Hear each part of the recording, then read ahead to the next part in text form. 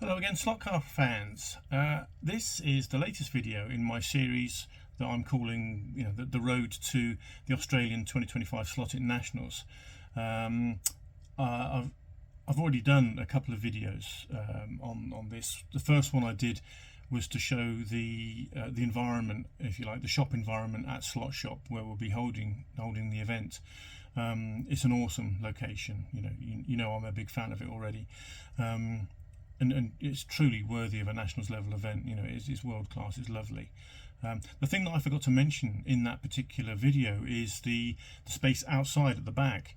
The space outside at the back is big. It's as big as the shop front itself, but it's all AstroTurf, and so it's actually a really nice place for the pits to be. So all the pit and paddock area is going to be out the back. Now it's going to be in the beginning of December. It's going to be the beginning of summer here in Sydney, so it's got the potential to be a very hot, sunny day. But some cover will be provided, so don't worry about that. It's going to be a lovely environment to go racing in. It really is. So that was the first video. The second video was a video about the track.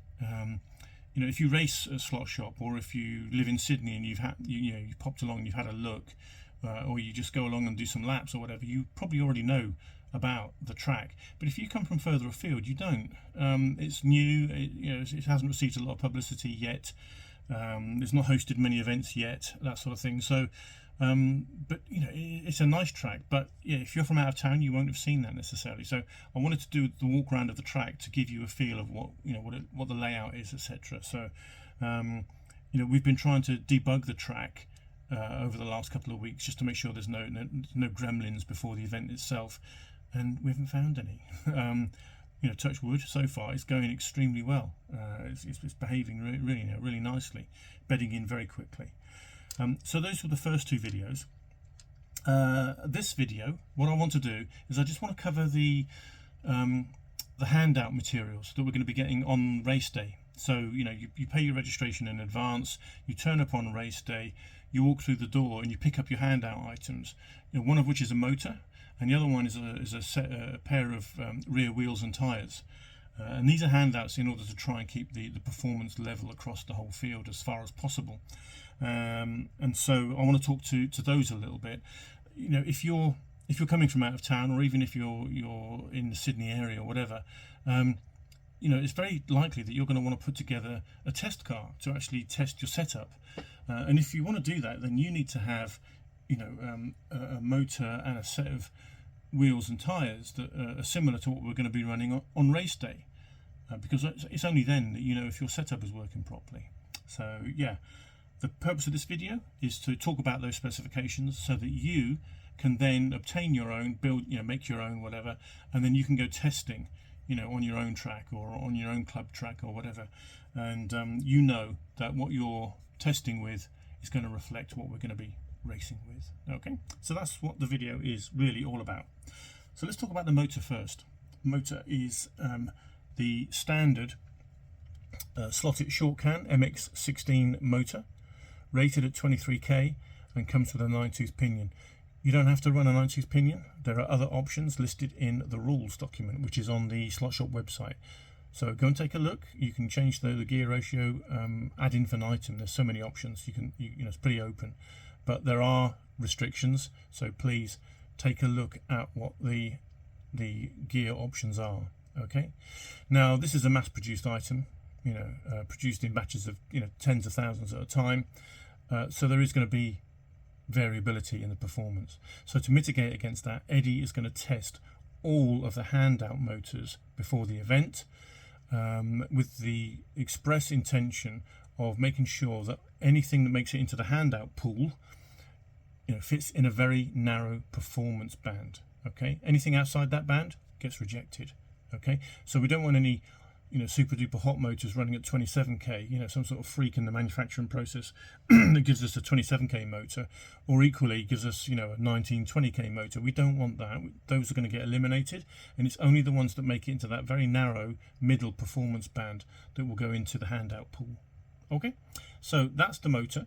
I say that Eddie's going to test them. He's going to test them. He's not going to run them in.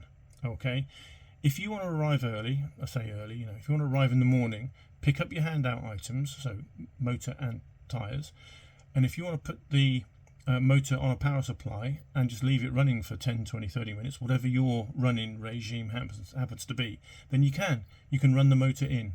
No questions asked, okay? You can't open the motor, all right, but you can run it in. Eddie won't be running it in. Eddie's just testing that they fall within that performance band, okay? But running in is allowed. Just give yourself time to do so if that's what you want to do. It's one of the things I will be doing, just so you know what we're talking about, okay? Next, wheels and tyres. I'm going to be doing the wheels and tyres. I did them last year and it seemed to work okay.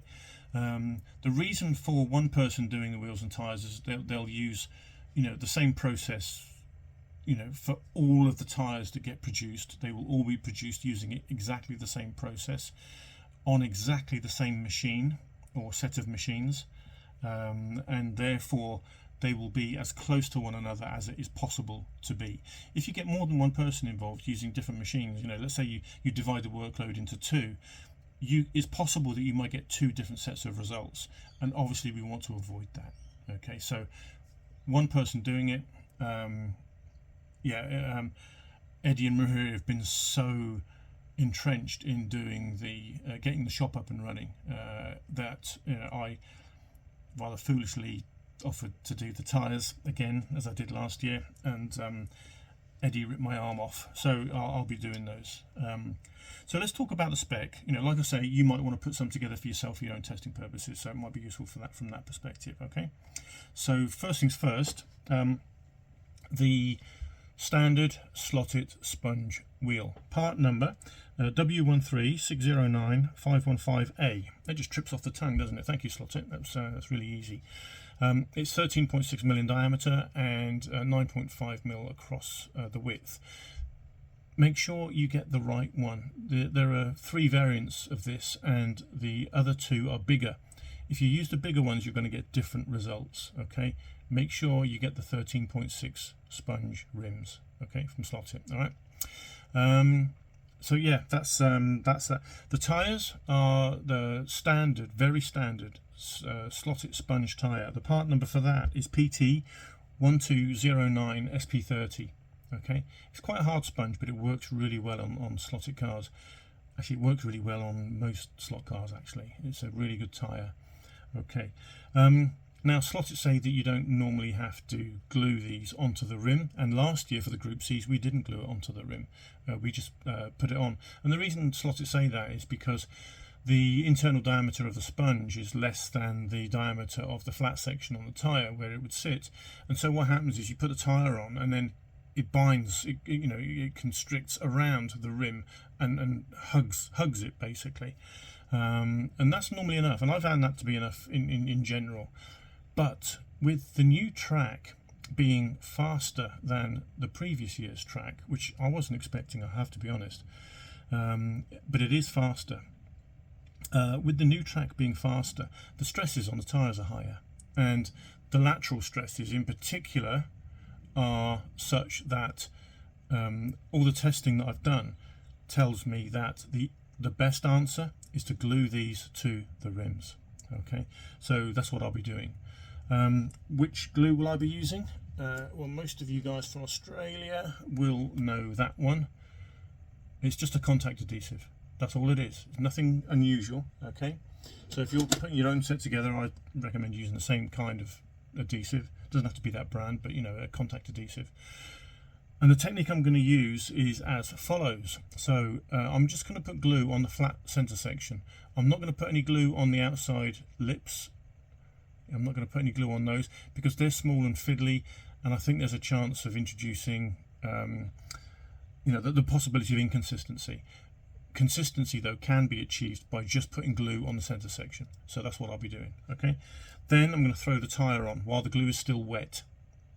Okay, that's important because when the tyre goes on, you want to be able to shift the position a little bit just to make sure it's central, make sure it's square, make sure it's sitting the way you want it. Okay, and really the best way to do that is while the glue is still wet. Okay, so that's the next step, and then you just let it cure off for 24 hours. Just leave it for 24 hours and go and do something else. Now, before I go to the next step, I just want to mention the tyres, because there is a feature on these that you may or may not have seen before. So if you look at the sidewall, can you see how that's a nice matte finish, the same as the tyre surface itself? Yeah, that's great, isn't it?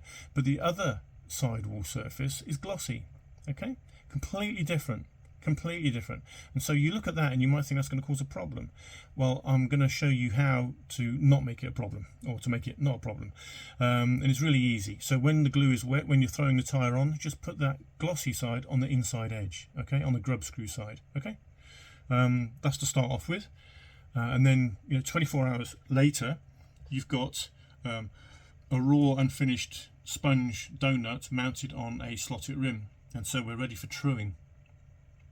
And truing is a 3-step process, and the first one is to do a bulk cut to remove the most of the material that we want to remove, to do it in that first cut, in a rough cut. Okay, so high speed on your tyre truer and just go down to 19.5 millimeters. Okay, specifically go to that diameter. And that's a bulk cut, so you don't get a nice smooth surface on the round surface of the tyre. You don't get a nice smooth surface. It's actually quite a rough cut. So, but that doesn't need to concern us at the moment, because step 2 is to slow the tyre truer down a little bit and go down to 19.1 millimeters, and that will give us the final running surface that we're going to use on these tyres. Okay, so going in those 2 steps, the first step removes all the surface imperfections. Okay, this is a raw material, it's not a finished product, it's a raw material. Okay, so step 1, remove all the surface imperfections in a big rough cut, take away the bulk of material. Step 2 is the finishing cut, down to 19.1. okay, and then that's the diameter finished. Step 3 is to put a rounding on the shoulder, a little radius of 1 millimeter on the outside shoulder and on the inside shoulder. Okay, now the effect of doing it on the inside shoulder is that with that shiny surface, what you're doing is you're making sure that that shiny surface is at least 1 millimeter away from the track surface, and so it doesn't come into play. It's not a factor, it's not an issue. Now, I've used these tyres for the last 10 years plus, and they've always had this shiny side to them, and I've used that technique that I've just described, and it's never been an issue. Never. No, these are the tyres that we used in the Nationals last year. Never, not an issue at all. Okay. Now, interestingly, when you buy your SP30s, if you're going to be putting some tyres together yourself, not all tyres come with this shiny surface. About 80% of them do, and 20% of them don't. 20% of them come with 2 raw surfaces like that, but 20% of them come with 1 of each. You never get one with 2 shiny surfaces. It doesn't happen. It's not part of the Slot.It manufacturing process. Okay, you only ever get 1, and if you get 1, put it on the inside. Okay, so that's the finished article. The finished article looks like this. So there you go, 19.1 diameter and a 1 mil radius on the outside and on the inside, and that's it. Okay, that is now a race ready tyre. Okay, that is a race ready tyre. Now, if you want to, you can change the characteristics of the tyre on race day. So if you get there early or early-ish, you get your handouts, you get your motor, you put that on a power supply, you start running it in. You get your wheels and tyres in this exact specification, 19.1. And if you want to, you can put them on a tyre truer and you can change them. If you want to reduce the diameter, you can. If you want to change the radius on the outside, you can. It's up to you, whatever your preferences are. But the tyres are race ready as delivered for the handout process. Okay. Just something to be aware of if you do want to reduce the diameter of the tyre. It's just something to be a little bit careful of. In the Slot.It Group C environment, it's true for most Slot.It cars, the ground clearance is governed by the diameter of the tyre and the motor pod that you use. Now, why is ground clearance important? Well, the rules state that to get through scrutineering, you have to have a ground clearance of 1.0 millimeters or greater. Okay. Now, don't worry too much about ground clearance. Don't let it bug you, because ground clearance won't be monitored for the rest of the day. It's only for scrutineering. You only have to get that 1mm clearance when you go through scrutineering, and that's right at the beginning of the day. So you won't have done very much running up to that point. You'll have done some free practice, and that's it. So you won't have worn down the tyres very much. You may have done a little bit, depends on what your driving style is like, but you won't be getting down to the 1mm ground clearance limitation within the rules. So let's just flesh that out a little bit more. I mentioned the motor pod as being one of the governing factors of ground clearance. There are 2 motor pods specified in the rules document that you can find on the Slot.Shop website. There are 2 motor pods that you're allowed to use, you're allowed to choose from. One is a 0mm offset pod, and the other one is a 0.5mm offset pod. And the part numbers for those are CH13C and CH110 respectively.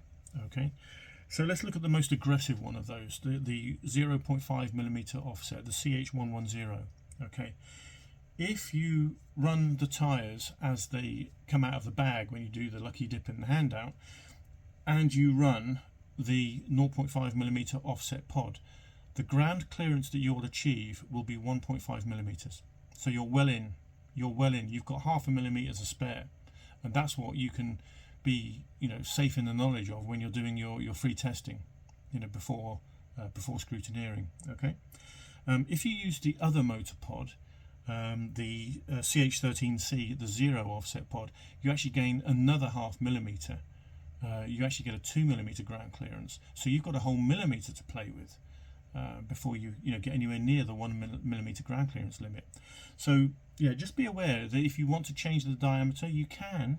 It's legal, you can do it. Just get there early, make sure you've got time to do it, but just be aware of the effect that it has on your ground clearance. If you've got a gauge, a feeler gauge or something like that to put under your car chassis, put it on a setup block with the tyres in place, obviously. You can make sure that you're still above that 1mm ground clearance limitation, so it's not so much of an issue. But you don't want to overdo it. If you do overdo it and you find that you're getting to scrutineering and the car fails scrutineering for the ground clearance reasons, or for a fact that you've gone down to 0.8mm or something like that, all is not lost. You can buy a second set of tyres. They are a cost option because it's the second set. But you will be able to buy a second set if you foul up the first one, and it happens from time to time. I've done it loads of times myself. But yeah, as they come, they're race ready, absolutely race ready. You don't need to do anything with them. So there you go, motor and rear tyres. Yeah, handout items to try and keep the performance as on a level playing field as possible. It's going to be a great event. The Group C's, as you know, are great cars. They really are, and that motor is very well matched to the Group C chassis. It's a nice. They complement each other nicely. You get a nice mix of power and handling. So yeah, they're a great series. We run them in our club, and we just love them to death. We really do. And if you've seen my video from the US Nationals, then you'll see that they use Group C as well. Yeah, it's a lovely class, it really is. So with that, good luck testing. You now can produce a car that is going to be very similar to what you're going to be racing in the Nationals event itself. And I wish you all the best. Good luck with testing, good luck with putting the tyres together. Yeah, and have fun. And hopefully I will see you on the 6th of December. Okay, cheers now, bye.